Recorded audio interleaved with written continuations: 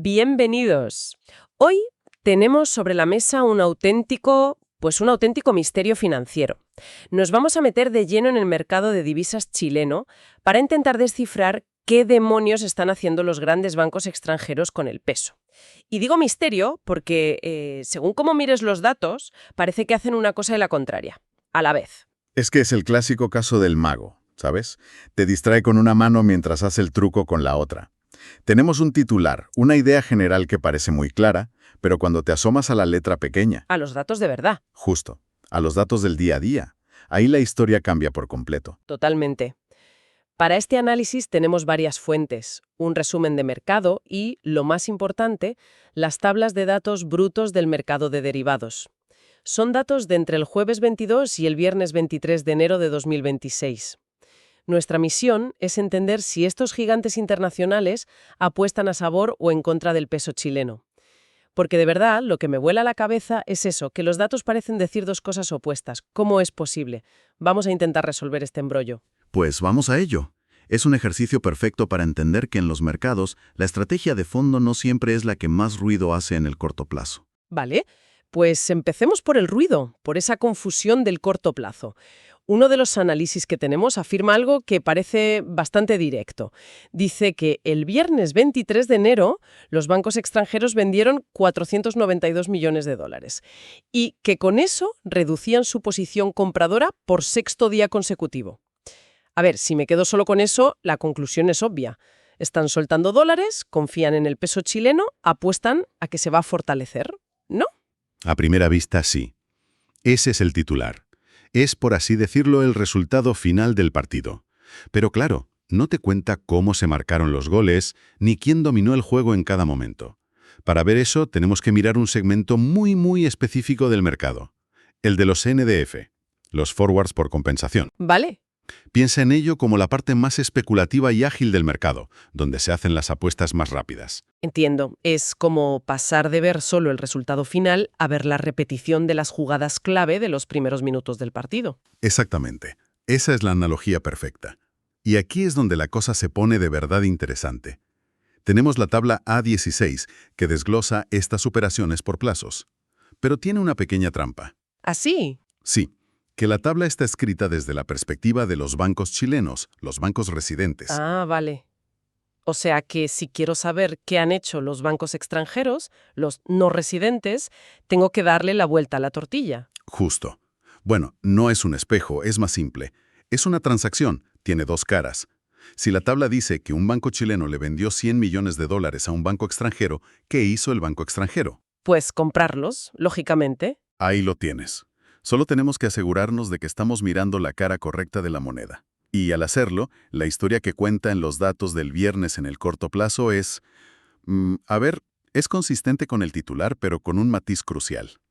En el tramo de hasta 7 días, los extranjeros vendieron netamente 250 millones de dólares. Vale. Y en el de 8 a 35 días, vendieron otros 263 millones. O sea que sumando ambos, en los plazos de hasta un mes, los bancos extranjeros se dedicaron a vender más de 500 millones de dólares. Siguieron la corriente del momento que favorecía al peso. Precisamente. No lucharon contra la tendencia del día. Vieron que el peso se estaba apreciando y se subieron a esa ola en el cortísimo plazo. Y esto nos enseña algo fundamental.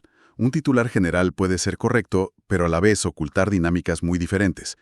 La actividad del viernes en el mercado más especulativo fue de venta de dólares, reforzando la fortaleza momentánea del peso. De eso no hay duda. Vale. Hasta aquí, todo más o menos en orden. El corto plazo es una apuesta a favor del peso. Pero entonces, si esto es así, ¿por qué decía al principio que todo era contradictorio? Si en el corto plazo venden dólares, ¿qué pasa si abrimos el zoom y miramos los plazos más largos? Porque las fuentes apuntan a una estrategia de fondo que es otra historia. Y tanto que es otra historia. Aquí es donde dejamos de ver las jugadas del día y empezamos a ver el plan de toda la temporada.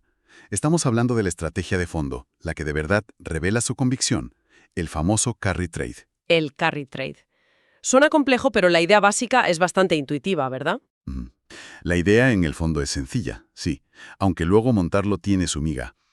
Consiste, básicamente, en pedir dinero prestado en una moneda donde los tipos de interés son muy bajos. para luego invertir ese dinero en otra moneda donde los tipos son muy altos. Exacto. La ganancia, en principio, viene de ese diferencial de intereses. Y el ejemplo que tenemos delante es de Manual. Piden prestado en Chile, donde el tipo de interés de referencia del Banco Central está en el 4,5%, Un tipo bajo, sí. y se llevan ese capital a un mercado como el de Brasil, que está ofreciendo un espectacular 15%. La diferencia es brutal. Es un diferencial muy, muy jugoso. Pero, y este es el pero más importante, para que esta estrategia te salga rentable, hay una condición clave. A ver.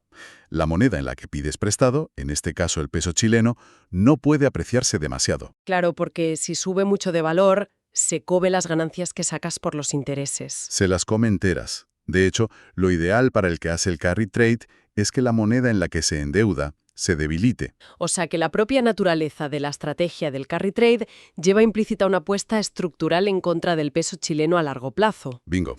No es una opinión, es la mecánica pura de la operación. Para proteger su ganancia de ese 10,5% de diferencial, necesitan cubrirse ante una posible apreciación del peso, ¿Y cómo lo hacen? apostando en su contra, es decir, comprando dólares a futuro. Vale. Aquí es donde creo que se resuelve el misterio. Volvamos a la tabla A16. Si en los plazos cortos estaban vendiendo dólares, ¿qué nos dicen los datos de los plazos más largos? Me imagino que la cosa cambiará radicalmente, ¿no? Cambia como de la noche al día. Es como si estuviéramos viendo los libros de contabilidad de dos empresas distintas, pero es el mismo grupo de bancos. Si nos movemos en la tabla al tramo de 186 a 370 días, o sea, entre 6 meses y un año, Sí. la posición neta compradora de dólares de los extranjeros aumentó el viernes. Y si miramos el tramo anterior, el de 96 a 185 días, pasó exactamente lo mismo. Espera. Entonces, ¿me estás diciendo que mientras todo el mundo ve que el peso se fortalece y piensa que los grandes bancos están subidos a esa ola, Porque venden dólares en el día a día. exacto, por debajo, en la sala de máquinas, están construyendo sigilosamente una apuesta masiva para que ocurra justo lo contrario a largo plazo? Es exactamente eso. Es como si en una carrera de caballos animaran en voz alta al caballo que va en cabeza. Buena analogía. Mientras le meten todo su dinero en las ventanillas de apuestas al que creen que va a ganar al final, aunque ahora vaya más rezagado.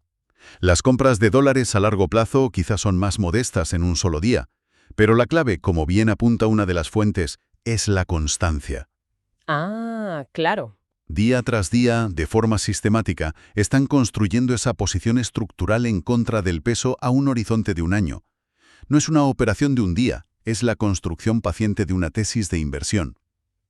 Ahora sí que lo pillo todo. Las dos piezas encajan perfectamente. No es que se estén contradiciendo, es que están jugando en dos tableros a la vez. Por un lado, las operaciones tácticas del día a día, donde venden dólares para aprovechar el buen momento del peso. Y por otro, la estrategia de fondo, la apuesta real, donde compran dólares y se posicionan para una futura debilidad de la moneda. Y lo fascinante es que no solo no se contradicen, sino que se complementan de una forma muy inteligente. La táctica de corto plazo sirve a la estrategia de largo plazo. Piénsalo, sus ventas de dólares a corto plazo pueden incluso contribuir a que el peso se fortalezca un poquito más en el presente. Claro. Y eso nos lleva a un punto que menciona una de las fuentes y que me parece la guinda del pastel. Dice que el reciente fortalecimiento del peso, el rally reciente, en realidad les mejora el punto de entrada para su gran apuesta a largo plazo. Ese es el kit de la cuestión. Para ellos, que el peso esté fuerte ahora es una oportunidad de oro. Les permite iniciar o ampliar su apuesta en contra de la moneda desde un nivel mucho más ventajoso. Es de primero de trading, ¿no? Totalmente. Si quieres apostar a que algo va a bajar, prefieres empezar a venderlo cuando está en su punto más alto, no cuando ya ha empezado a caer. Ellos están haciendo exactamente eso. Aprovechan la fortaleza actual del peso para posicionarse mejor de cara a una futura debilidad. Y la rentabilidad que buscan es muy potente.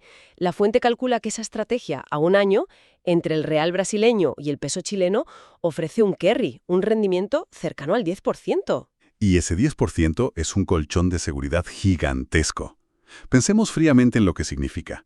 Incluso si los tipos de cambio no se movieran ni un céntimo durante un año, solo por el diferencial de intereses ya ganarían un 10%. Ya me gustaría a mí tener ese margen en mis inversiones. Desde luego. Esto implica que el peso chileno podría apreciarse casi un 10% adicional a lo largo del año antes de que su estrategia a largo plazo empezara a dar pérdidas. Es una barbaridad. Están jugando una partida a largo plazo. Ponen un margen de seguridad que les permite absorber muchísima volatilidad.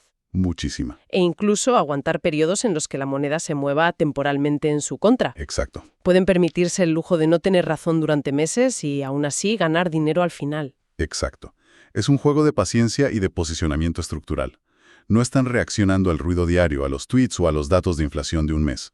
Están construyendo una tesis de inversión para los próximos trimestres, basada en fundamentales macroeconómicos potentes, como son los diferenciales de tipos de interés. Entonces, si tuviéramos que sacar la gran lección de este análisis, es que para entender lo que hacen los grandes jugadores del mercado, quedarse con el titular del día es como intentar entender una novela leyendo solo la última página. Totalmente.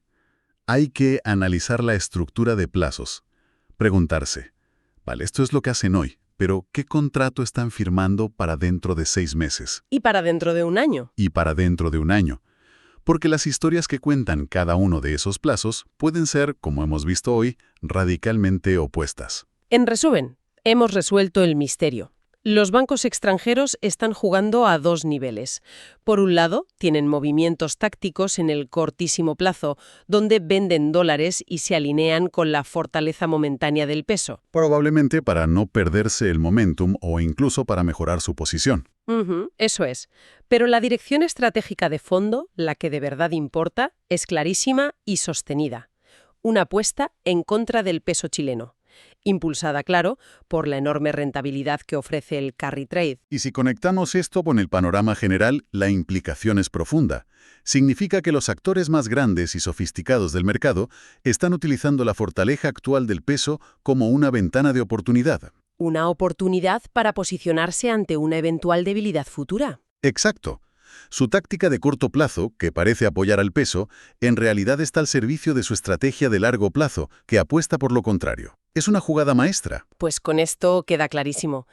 La lección no es solo sobre el peso chileno, sino sobre cómo leer cualquier mercado. Nunca hay que fiarse solo del ruido del día a día. La verdadera estrategia, la que mueve el dinero de verdad, casi siempre se esconde en el largo plazo. Y esto nos deja con una pregunta final para que quien nos escucha le dé vueltas. Si los grandes jugadores internacionales, los que tienen los equipos de análisis más potentes del mundo, están haciendo esta apuesta estructural en contra del peso, y con tanta convicción, a pesar de su fortaleza actual, ¿qué ven ellos en el horizonte que quizás el resto del mercado está pasando por alto? ¿Qué factor macroeconómico o qué posible evento creen que podría ser el catalizador para que el peso chileno se debilite en los próximos 6 a 12 meses?